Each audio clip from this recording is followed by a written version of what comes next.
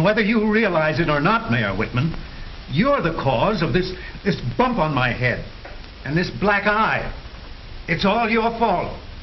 All my fault? Yes. What are you driving at anyway? Well, I'd never got them if it hadn't been for that article of yours in the paper.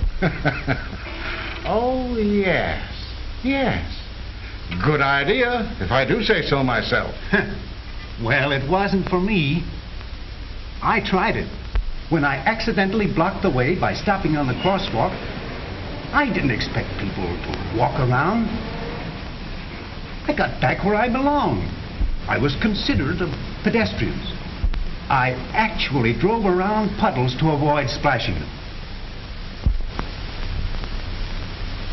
But I was also considerate by fellow motorists. When some fellow was trying to get across the line of traffic, I let him through.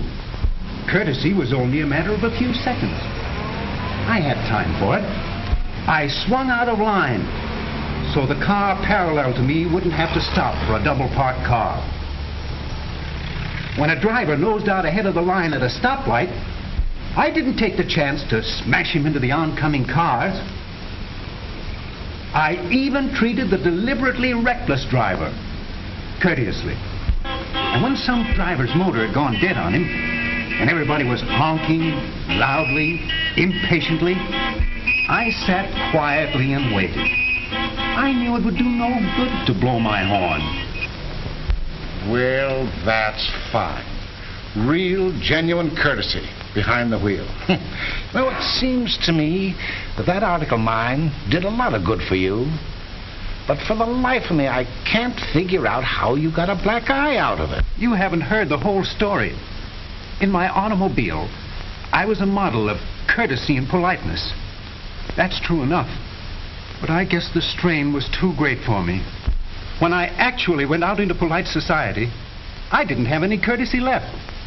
I was all mixed up, completely turned about. I behaved like the average motorist in a traffic jam. You mean, in society, you did the things that a driver normally does in his automobile? Well, that's what it was, all right. For after that, I went to the theater.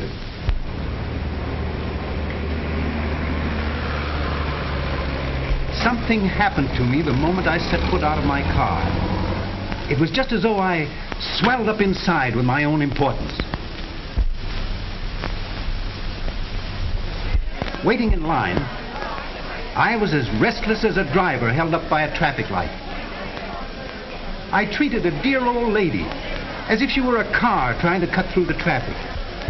I was a regular bore. When someone bumped into me... I'm very sorry. Why don't you watch where you're going? I gave him a piece of my mind. When we were held up in the theater aisle because a lady had dropped her purse, I pushed through the crowd and protested loudly. Come on, what's the holdup? Get going down there.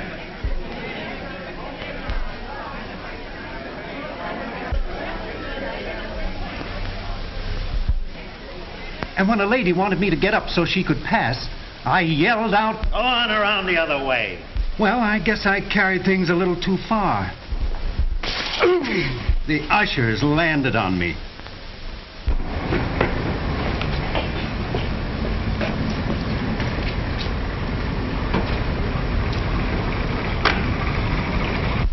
But in my car again, I was courtesy itself. Oh, sorry, boy. I almost forgot your tip. Good evening, gentlemen.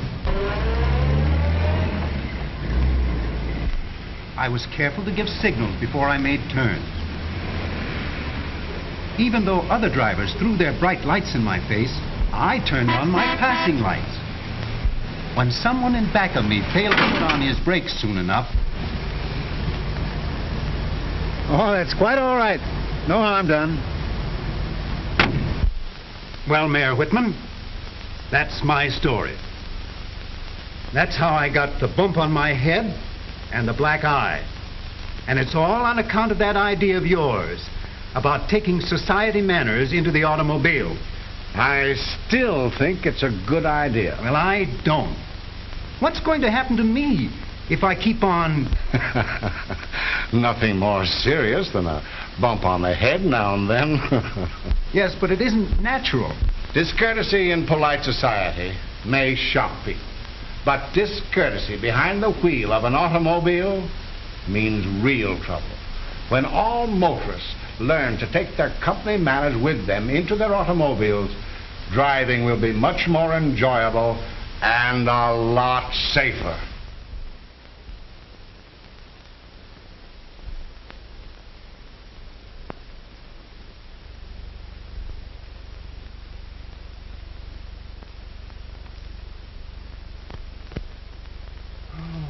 Boy, oh boy, what a nightmare.